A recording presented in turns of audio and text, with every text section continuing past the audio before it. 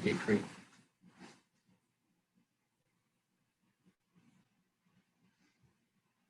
Okay. Hello. So good afternoon, everyone. This is Dr. Günaydin from Turkey. So it's 11 p.m. here, so it's a good night. Thank you very much for Essential Pharmaceuticals giving us this opportunity to present our data and to discuss our novel research on cardioplegia. I personally want to thank Mike, Dan, and Bill, and Taylor, of course, and my research partner, Kevin McCusker. So I will continue mostly on the clinical side of our recent research. And I'm working in this hospital, so this is one of the largest hospitals in Europe and in Turkey, of course. So we have about 4,000 beds and 131 operating rooms. We're doing more than 4,000 open heart cases and 25 to 30 heart transplants a year. So all kinds of surgery here. So when we start discussing cardioplegia, and when we look at recent data, so most of the research has been done over, especially in adult population. It was always done on blood cardioplegia. It was the most popular one until the recent 2 or 3 years. And then as you look at this data about 2015, so blood cardioplegia was the most popular one, but the single dose techniques were not that much popular at that time. So they became much popular after 2015-16, as they're becoming more fashionable to use in any type of adult surgery, including coronary artery bypass surgery. So let me just wrap up very briefly. HDK was introduced in about 1970s as a Breitschneider solution in Germany. And the main advantage is the buffering capacity of histidine. It's incredibly powerful buffer molecule. And then cataglycerate is an intermediary Krebs cycle component and acts as a very high energy ATP provider. It's a very strong energy source. And tryptophan is a kind of cell stabilizer, and also it's very strong. So also this solution includes mannitol as an osmotic diuretic. And the idea to stop and arrest cardiac activity is due to its intracellular sodium concentration of 15 millimoles per liter, and they become elevated and to very slight elevation of potassium. And then due to the buffer of histidine, only single dose is required. But of course, this solution lacks a kind of calcium. That means the longer time is required to initiate cardiac arrest. I will also underline this later. So when you're using HDK, the infusion time is very important. It should be over 5 minutes. So you should be patient to protect the heart very properly. And the needle was introduced in 1990s for the pediatric patients. And it's a kind of very diluted solution because 1-to-4 blood. And it composed largely of magnesium and mannitol and some lidocaine. And of course, it also doesn't have very much calcium. It increases the cardiac arrest during surgery by decreasing the intracellular calcium and slow down the rate of energy consumption. So theoretically, it also reduces myocardial edema. But of course, and the disadvantage is that the use of Danilo in adult population is still lacking of randomized clinical trials or safety trials. So we have many, since they become popular in the last 2 or 3 years, we see many different systematic review and meta-analysis on these single dose techniques. So for example, in this meta-analysis in 2017, it shows that Danilo works well in routine case, but it's not better than the conventional cardioplegia, but it's a non-inferiority study. And then we see a single versus multi-dose cardioplegia in adult cardiac surgery, again, a meta-analysis in more than 5,000 patients. And then they compare and they say, okay, and you see here, this side is for the conventional techniques and this side for single dose techniques. As you see, most of the positive findings are on the contrary side. And when we see another systematic review and meta-analysis with Danilo versus conventional cardioplegia in adult cardiac surgery, there are some, of course, less duration of cross-clamping, but the high-quality prospective data still is needed at the end of all those meta-analyses. The only thing to compare in the literature, Brett Schneider versus Del Nido for CABG patients, the conclusion is very important. They say this should be used in low-risk patients. So, but now, of course, in our clinical practice, we always use these techniques in high-risk patients on the contrary. So why? I'm going to talk all about them. So when we review all the current literature, okay, single-dose techniques works well in, for example, let's say a simple CABG case, and then it's not better, but of course the time is very important and redosing is very important that we'll be discussing later. So what kind of people are using what kind of cardioplegia? It's always different all over the world. This is a survey from June 2015 up to May 2016. A total of 923 responses were analyzed from Europe, North America, South America, Australia, and New Zealand. And then as you see here, it's, don't forget, it's 2015 again. In Europe, for example, Del Nido use is 0 in adult population in 2015. And now it's becoming more and more popular in Europe also. In North America, the most popular one is, this is for transplantation, but for St. Thomas is the most popular one, and Del Nido is 23. So now they are becoming more and more popular. Kevin also showed this one. In especially minimally invasive cases, single-dose techniques are the just very much important preference. So, but this were all about yesterday. So this is a very important philosopher of Turkey, Rumi, and is so famous in all over the world. He says, everything about yesterday has gone with yesterday. Today, so we're using single-dose techniques, so we need to say new things. And my presentation will be based on questions and answers. So first question, which single-dose technique for which patient? So as we show the cellular data, as you can see here, this is adult cell lines. So this is HTK, this is Del Nido. As you see, as the time goes on, so Del Nido protects the heart up to some point and then cannot go in a prolonged way. But HTK is very safe until 2 days in the cell culture. And this is for neonatal cell lines. They both look very much same in the pediatric practice because the temperature is another issue, so we'll discuss it later. And then question 2, which single-dose technique is better in long-term protection? So there are many, many papers, but they all review the only time duration inside hospital, so in hospital data, not, we don't have any idea in the postoperative period or late postoperative period. So we compared 3 different groups with Del Nido, HTK, and blood cardioplegia, and they were monitored thoroughly up to 1 month. So we were using this iPhone-like device. When the patients were discharged, they were connecting to this device, and this records everything for 1 month.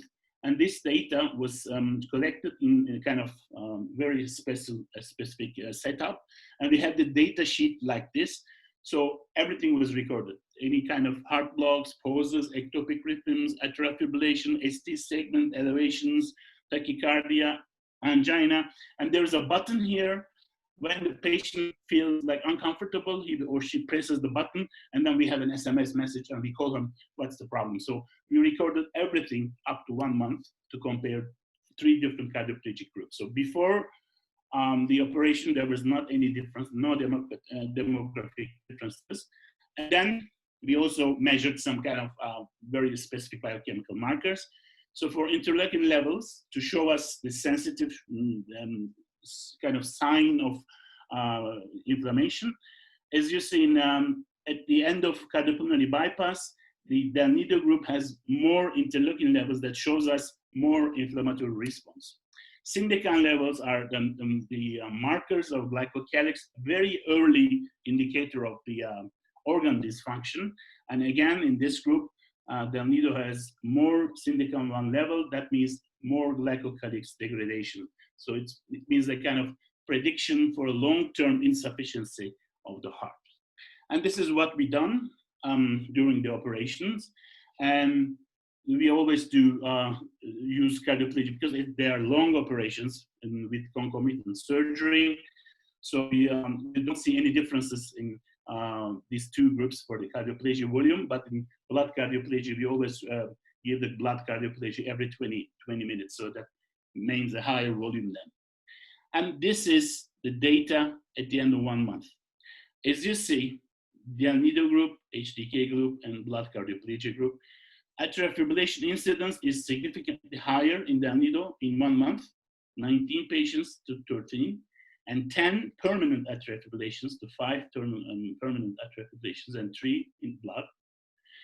And in total events, that means the patient pressed on the button, or we recorded like tachycardia, bradycardia, ectopic victims, or whatever. So it's 83 events and versus 70 events and 78 events. So this was significantly worse for the Alnido and blood cardioplegia groups. And rehospitalization rate was nearly 2 times more than HDK and blood cardioplegia for the Alnido. As in the graph, to understand maybe better, so tachycardia was significantly higher in the Alnido group. AFib incidence was higher up to 1 month, and rehospitalization rate was higher up to 1 month. So as a conclusion, we say, okay, in the in-hospital data, there is not any significant difference clinically in between any groups of cardioplegic solutions. But in the long term, in 1 month, the Alnido has some kind of rhythm problems, especially AFib incidence is much higher. Then most of the rehospitalizations are regarded to this AFib incidence in the long term. And question 3. Those single dose techniques cause significant hemodilution because this is the main debate. When you give 2 liters continuously in, like, say, 5 to 6 minutes, you're causing hemodilution, or do you? So we organized, again, a kind of research because there were some papers that showing the hemodilution effects of these single dose techniques. So again, we compared 4 different groups in patients going to adult valve surgery. So more than 250 patients in each group in 4 years. And the endpoint was the transfusion rate and hematocrit change.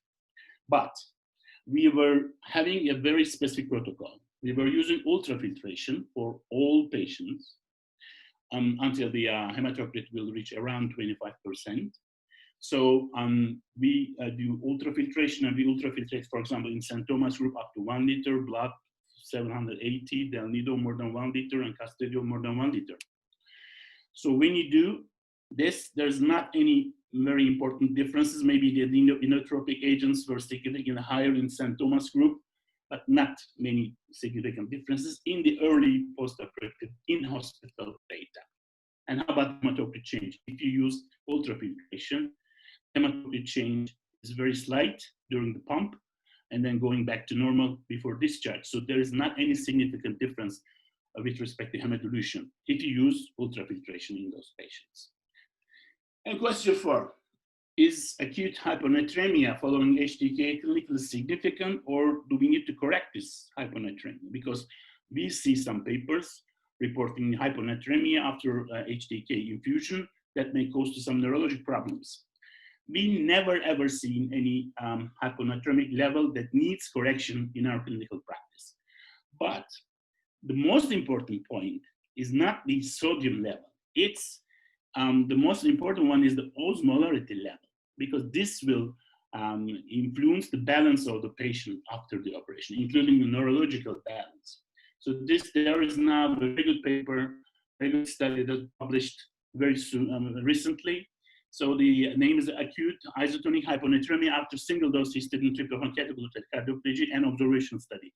So in this study, they just have some blood samples from the patients going to surgery with HDK cardioplegia. So baseline, after the infusion, 10 minutes, 6 hours, 12 hours, 18 hours. And you see this different type spectrum of surgery, CABG, AVR, mitral valve surgery, and whatever. So they check for the sodium levels, but plus osmolarity. This is the data. So as you see, this is the sodium level. Yes, when you infuse, let's say 2 liters of HDK, sodium levels are dropping down, but recovers very quickly by itself with no correction. So this is the graph. So it becomes very much normal after some time after infusion, but osmolarity never drops. Why? because of the amino acid content, HTK content of the solution. So it's always stable. So yes, sodium may drop down. You don't need to correct. It will recover by itself within some safe time. So I don't recommend any kind of correction. I also perform LA venting to take this extra volume out of the heart when I'm using it for the adult cardiac surgery. And of course, as I've told you before, ultrafiltration is important to become safe for the sodium problem. Question, redosing. This is the hot topic now, especially for Del Nido. What is the safest time to redose?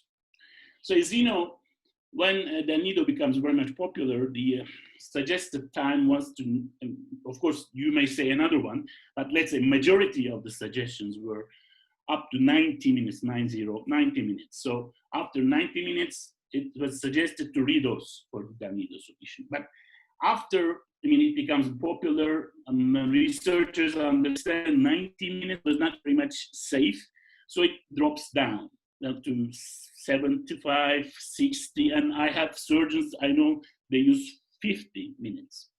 But for HTK, it's still stable to use up to 2 hours, but I always choose 90 minutes, 1.5 hours.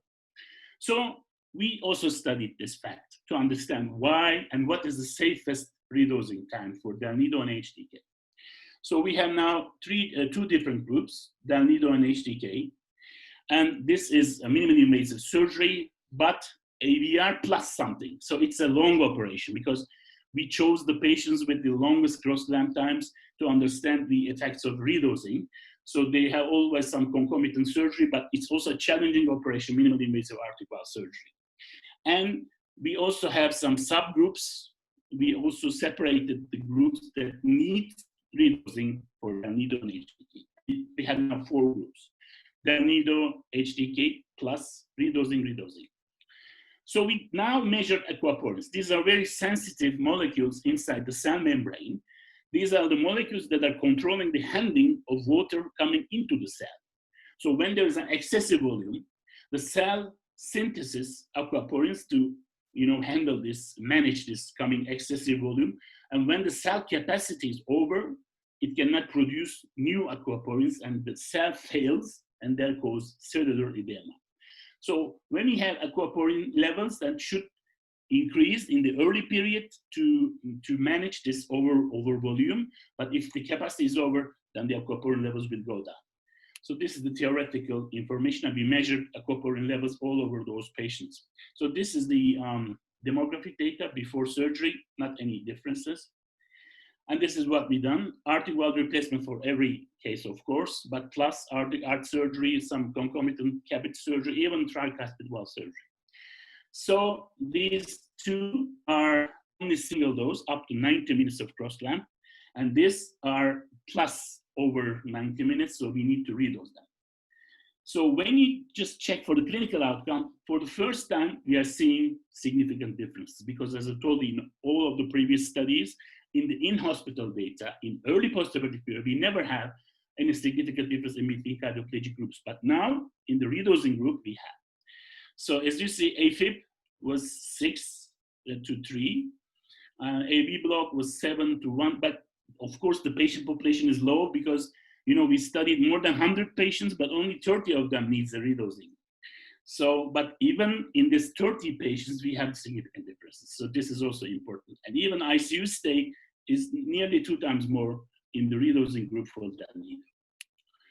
And interleukin levels, these are on the single dose. These are for the repeated dose. Always interleukin levels were higher. That means the inflammatory response was very high in the Del Nido group. And syndecan levels, the early prediction of postoperative organ dysfunction was higher in the Del Nido group and even in the redosing group. And this is the aquaporin level.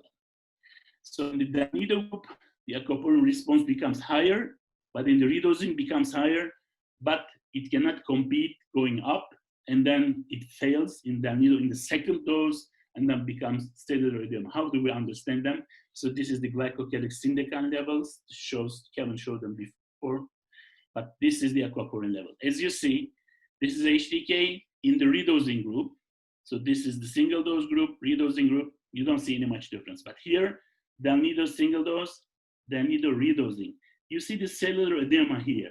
As I've told you, aquaporin levels cannot compete with becoming excessive volume in the second dose because the buffering capacity is not that much strong. This is, of course, a theoretical information I can say. We need to have more data, but this is an initial data. So as a conclusion, redosing is important. For Del Nido, I don't recommend 90 minutes. We are now studying 60 minutes. In my clinical practice, I use 60 minutes for redosing for Del Nido. For HDK, I always use 90. I never need early redosing for these patients.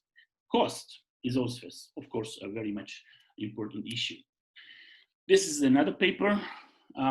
This paper compares, again, a challenging operation, minimally invasive cardiac surgery, and they look for everything. The cost for blood transfusion, AFib treatment, prolonged ventilation, ICU stay, and everything. So they compared 181 HDK groups versus 181 traditional blood cardioplegia group. And when you check for everything, not the cost of the product. So in the total charges, the custodial savings were 13%, open heart 16% or whatever. The only negative difference was in the pharmacy, the cost of the product. How about our data? As I showed you before, we follow up the patients up to 30 minutes, more than 300 patients in each group. So as I told you, when you're operating a simple CABG surgery, like let's say 4 vessel, 3 vessel, whatever, and you use Del Nido, it's certainly much cheaper than HDK. No problem. So there is no significant difference in that kind of simple case with the gross clamp time less than 60 or 90.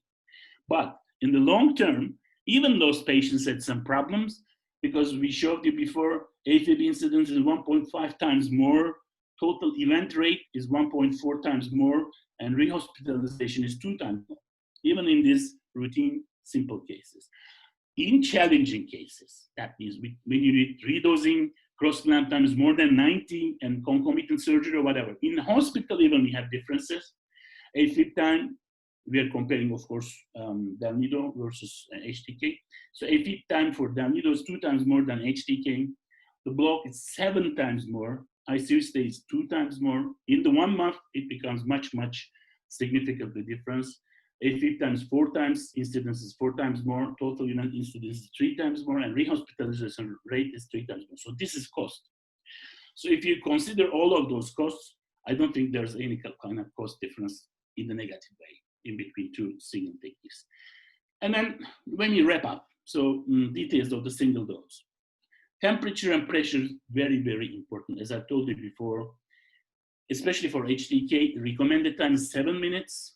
Should be at least more than 5 minutes because you have to wait.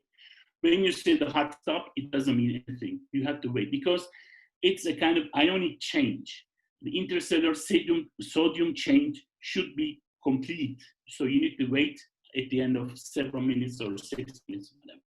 It's the same story for Del Nido. You have to wait the infusion of everything. So it takes some time, but it's a safe period for myocardial protection. For CABG cases, I always use retrograde because I'm not sure for the even distribution of the cardioplegic solution all over the heart. And now, especially when you're using Del Nido, we have the negative impact of the temperature because let's say if you do CABG at 32, because it was designed for pediatric to use at 28 or 30 or whatever, so it's comparatively warm. So we need to use at least an even distribution to all over the heart. So we always use retrograde cannula. LA venting, we always use to overcome the first initial acute phase volume overload. So we have to vent. It really works very well, especially for control of the sodium levels or lidocaine toxicity for Del Nido. Ultrafiltration is important, and we always use with the single dose techniques. We never have any problem with the any need for correction of the sodium levels. And if we use redosing for Del Nido, we very seldom needs redosing for HDK because usually most of the operations are well done about 90 and 100 minutes. If it's more, so of course we have a redosing for HDK at 90 minutes, but for Del Nido, we always, in our current clinical practice, we redose it at 60 minutes.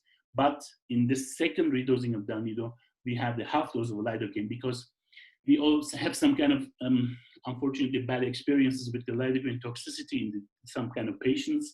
So we lower lidocaine dose. So what's the problem with dalnido? So there are more than 300 formulations now, no standardization. So everybody has a solution that goes dalnido. So we don't have any information on the safe duration, 90 minutes, 60 minutes, 50 minutes, what? And redosing is not still solved. So even we are doing a new research to compare 90 minutes redosing, 60 minutes redosing, and less. So we need time, and we need more detailed studies to understand the impact of dalnido in a single technique. So what's my strategy and what's our clinic strategy? So of course, we have every product on the shelf. So we discussed with the patient situation with perfusionist, surgeon, anesthesiologist before the operation for the choice of cardioplegia. Of course, our hospital is also based on the financial balance. So for simple cases with good left ventricular function, and cross-clamp time expected to be lower than 1 hour, or even poor left ventricular function, we always use blood cardioplegia. For combined cases, good left ventricular function and cross-clamp time should be around 1 hour, which we can use dalnido cardioplegia for those cases. And we now redose it in every 60 minutes. But for any challenging cases, anything like combined cases with poor left ventricular function, cross-clamp time more than 90 minutes or around 90 minutes, emergency urgent cases, minimally invasive surgery, for those types of cases, we certainly use HDK. But for, of course, maybe financial reasons, we don't use HDK for all cases. But this is our strategy. So this can be modified to the experience or clinical practice of any clinic. But I think the idea is to have everything available so you can choose. So we are also studying now the aspects of, because Castellio is also used for heart transplantation and storage solution. So we started doing research on the transplantation side. Again, we started with the cellular studies, cell culture studies, to compare Castellio, UW, and Celsior on the format that we just studied before. As you see here, we just use Castellio, Celsior, and University of Wisconsin solution versus control. As you see here, after 24 hours in the adult myocardial cell culture, this is Castellio, works very well. This is Celsior, very, very much close. And University of Wisconsin, a bit worse, but again, not bad. And this is the control solution. So we also, we will have the data very much soon, I believe. And at the end, I also want to cite some kind of information on the COVID, because we are all dealing with COVID cases, unfortunately. And even we have 4,000 beds, we are now full of COVID patients in the hospital. We have a lot of experience. So it's becoming more and more very much, let's say, we need to modify ourselves for the COVID patients because we cannot escape. So this story will go on maybe more than one or 2 years again. So until now, this is today's results. So more than 20 million cases all over the world, about 750,000 people died. And this is really a very much sad story. So, but the problem is, so we stopped the operations, elective cases, and then we restarted, and we stop again now because of the high incidence of COVID cases in our hospital. So this is a kind of dilemma, because this pandemic puts all kind of health services, including us, under a kind of pressure. So we say, okay, we don't do elective cases, but what is an elective patient for cardiac surgery? And then we have now very much challenging patients, because of course, COVID patients is challenging, but non-COVID patients is also challenging, because we send them home and they come back with an acute myocardial infarction or becoming worse and worse. So these are also more challenging patients. So this is a very difficult situation for us. So we published guidelines before to handling of those COVID patients. Because when you're dealing with COVID patients in cardiac surgery, they are hypercoagulable patients. They're in different laboratory levels, hyperinflammatory patients. They have many associated disorders, respiratory problems, and difficulty in volume management, because maybe you also have your experience, but in my experience, it's the most difficult thing to understand if the patient is over volume or less volume. So you need to give volume or you have to extract volume. This is a very difficult decision for the COVID patients specifically. But as I've told you, if the COVID negative patients, these are usually our urgent cases. So their myocardial function is always very much low, as though they have longer cross-clamp time. So of course, and there's a risk of infection, so we have to use a kind of fast-track surgery. So for cardioplegia choice, we always think to have a kind of ready-to-use something, because it's an urgent operation usually. We have to use some kind of standard safe thing that we trust. And of course, single dose is very important because we are dealing with some additional problems during the operation. We cannot think and cardioplegia as an additional burden, and we need some long-term protection because these are not very much myocardial function, not good patients. So in COVID cases, you have to also have a plan to deal with the cardioplegia. So as an epilogue, so there are, of course, cardioplegic in the world. There are different, despite advances in methods, there are some mechanisms of myocardial protection areas that remain that could benefit from further exploration, especially with single dose techniques.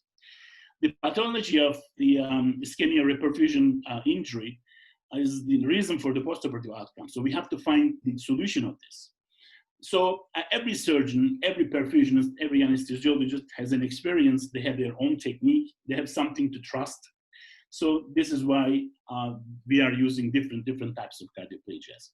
But still, single dose techniques are becoming more and more popular because they are comfortable. Of course, everybody wants to give single dose and forget everything.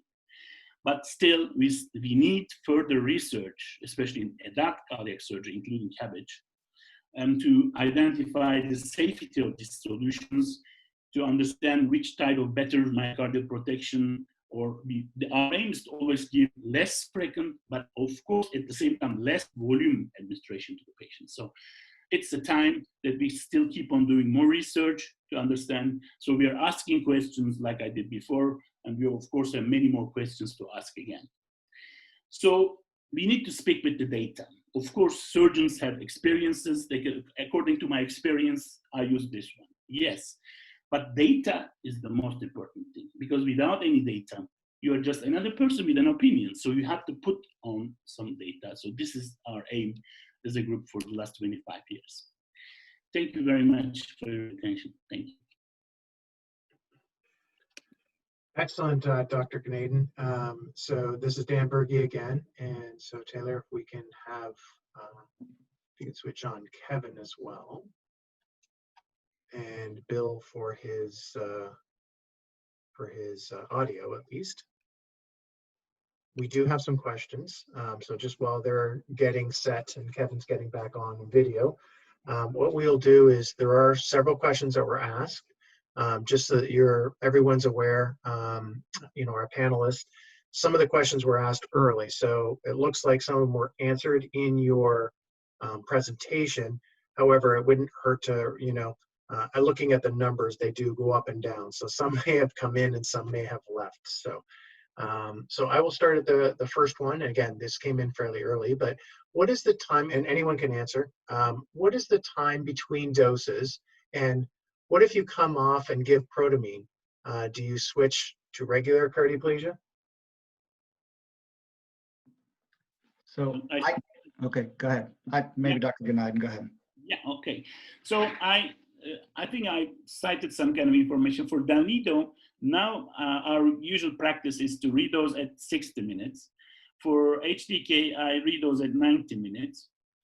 And this is a very good question. If I use protamine and then needs a cardioplegia, I really use crystal wave cardioplegia, St. Thomas in the second one. Bill DeCocher, did you have something to add to that? You were jumping in. Yeah, our clinical experience back at Temple is we would just stick with the custodial HTK when going back on and redosing, just to minimize any confusion or errors from switching from one myocardial protection strategy to another. So I think it's just dependent on the comfort level of your institution and you know, the situation that you're currently in. But we would just it is safe to go ahead and give another full dose of custodial HTK. Yeah, that what Bill just said, we can confirm that as well. It's almost like a reset, and the important points there, it's the other projects that we're working on, which Professor Ganaden had mentioned, is the idea of aquaporins. And I think it's important to mention that aquaporin proteins, they form from these transmembrane channels, and they are helping the transfer of these water molecules against the osmotic gradients. So through diffusion, the ion channels, substrate transporters, which regularly handle the excessive volume over the cell membrane, and via those aquaporins, they permit that rapid movement of water. So what we're doing now in our research is we're demonstrating that 1/3 of that water movement across the capillary bed into the interstitial space is provided through those aquaporin channels. So that increased expression of those AQP4s, which are specific to the myocardium, that plays an important role in the handling of those volume disturbances during cardiopulmonary bypass. So the point I'm trying to make is, as we further investigate that, we can further confirm that if you, in a situation like that, if you are coming off, if given protamine, need to go back on, you should feel completely comfortable and then giving another redosing on that. And, with the aquaporins, on the other hand of that, if there's inhibition of those AQP4 levels in that human microvasculature, in those endothelial cells, that induces a high permeability, so you'll have that myocardial edema and the cell lysis occurs. So by limiting that, reducing that, you're going to get a good outcome. Excellent, thank you. So that was from Rich. From Samuel Sampson, he asked, what is the latest technology used in cardiovascular surgery? So again, these are early on, so. Latest technology in the There might be just looking if there's anything new. Yeah. It's okay. It's probably not related to this chat, right? So maybe robotic surgery, I can say. Yeah. This was from an anonymous attendee. Asked, what kind of blood did you use? Whole blood or citrated or? We are using whole blood for a mixture of cardioplegia. How about you, Kevin? Is that? Yeah. Okay. And then what, actually this question was asked a couple of different times, I believe, so I'll just ask it once. And what is your transfusion rate at your hospital? Nothing. I take it as a personal insult if I have to then go and give a bag of blood, Sarah and I, we've been fortunate. We've published papers on pediatric blood management programs and adult blood management. So we take that quite seriously. So, and you go back to that group in Nashville with their publications, the blood usage on the single dose. And I think during the course of the bypass, you almost get this luxury of this volume as a perfusionist that you're sitting there where knowing full well that you're going to tend to it. So they've confirmed it in their registry. We've confirmed it in ours, is that, giving blood because of this technique is really nothing that people are doing. Thank you. This one I know is going to be difficult to answer because it's, I've heard that it varies by hospital and who's doing it, but it was a question of, do you have a cost comparison information for the 3 types of cardioplegic solutions? So blood cardioplegia, del nido, and custodial. And, working for custodial and essential, I can tell you it's different by country, but they're so that's going to be a tough one to answer. Yeah. Even, for example, I was very much surprised to learn in Germany, the cost of del nido is very much close to custodial in Germany. This was surprising to me. Yeah. Yeah. Well, and again, do you make it in-house, or do you get somebody like in the US, there's other people that manufacture it for you, so there's going to be an upcharge. Does pharmacy upcharge? Does it go to what department? So but yes. Dan, Can Bill jump in and maybe? Yeah, Dan, actually I wanted to jump in real quick because we're please do. pressed for time. Just 2 quick questions that I want you both to address here real quick was, from the same anonymous attendee, that blood question was for Kevin in the in vitro studies. Did you use whole blood or citrated blood? I didn't hear it. Sarah, did you hear the question? Yeah. We always use whole blood. Okay. And then the last question in this would be for Dr. Gnaiden. Have you experienced any post-op neuropsychosis in patients that have received multiple doses of HTK custodial? And this is also from an anonymous attendee. Yes. So we just prepared the paper, so I know the data very well. So we studied 35 patients in HTK redosing group and 36, I think, in the Del Nido redosing group. So we have 2 cases in Del Nido and 1 case in HTK group that the age is very high, should be around 80 in both groups. So they have some kind of neurological problems, but they were just vanished later within about 2-3 days. Okay. Yeah, and there's more questions pouring in, so we'll try to go through them quickly here because we're already into your time, Bill. So I apologize for starting you late, but obviously it's a very, and a lot of them are saying thank you for a lovely presentation. So Val wanted to know what the temperature delivery is for custodial. We delivered 4 degrees. So, Oh, yeah, and I answered that in my presentation. Yeah. So I'll take care of it. yeah. And yeah, and so Dale is asking, is there a way to get custodial FDA approved as a cardioplegic solution? And I think, again, Bill, you could probably cover that, but that's a very complicated answer to that one. So we'll go over that one because it will be covered. And then let's see, you did that one, Bill. There's a blood question for Kevin for the in vitro. I did that one. We did that. Oh, yeah, you did that one. Sorry. Yeah. Will this be uploaded somewhere so people then can relog? Yeah, afterwards it will be, yes. Has anyone used microplasia del nido to avoid possible myocardial edema associated with crystalloid cardioplegia? So it's not available in our country, microplegia. Okay. And I'll Kevin? address some of that as well. I'll address some of that in my talk. Okay. Solomon wants to know del nido in adult blood or crystal, which is better? Okay, so I think that was kind of addressed in yours, Serdar. Yes. Okay. Michael wants to know, do you limit your ultrafiltration filtration amounts? So our target hematocrit is around 25.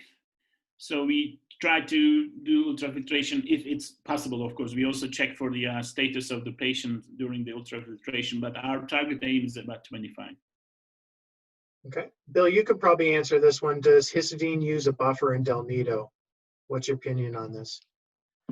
So in the United States, there is no formulary of del nido that uses histidine as the buffer. Custodial HTK is the only myocardial protection solution that does use histidine as a buffer. So I can't comment on use in del nido because I do know that he originally, when he developed the formula, and Dr. Gnaiden can probably attest to this, that he wanted to use histidine as a buffer, but it's not readily available here. It's It's expensive. very It's expensive. incredibly expensive. Histidine is the reason for the expense of the custodial solution, and it's very difficult to find the solution to adopt in del nido. So it's not easy. And are you still concerned with ultrafiltration and AKI? No, not at all. You know, so Serdar and I, we were working on another separate project as far as looking, you know, so everybody that we operate on, if you go ahead and specifically allocate for AKI, it's probably 53% of the people that we operate on are going to fall into that group anyway. So the hemofiltration, that's a whole, that's a whole nother can of worms that we're pursuing. Okay. We don't see, no, specifically through the ultrafiltration process used in custodial that you're having an increase in these AKI cases. Can you use lactate rinners instead of plasma-lyte A to prepare del nido?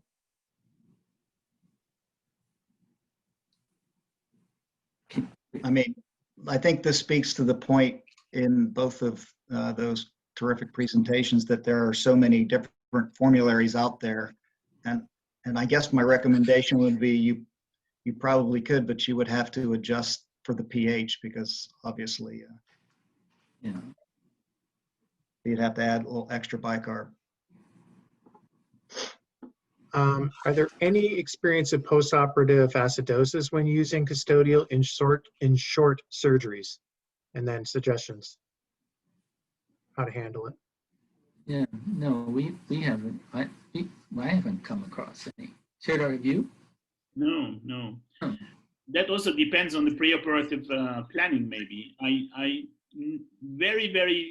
It's very rare for me to have early declamping when I use HTK. Yeah, and those clinical findings, that would be a light beacon for us to focus on if people were being acidotic. Yeah. All right, so there are many more questions pouring in as we're speaking, so it's up to 20 Is there seconds. something we can, Dan, is there a way that we could answer these? I think so. I think we're going to have to capture them and then, Yeah, and then maybe at the end if we have time, Yeah, that'd or be great.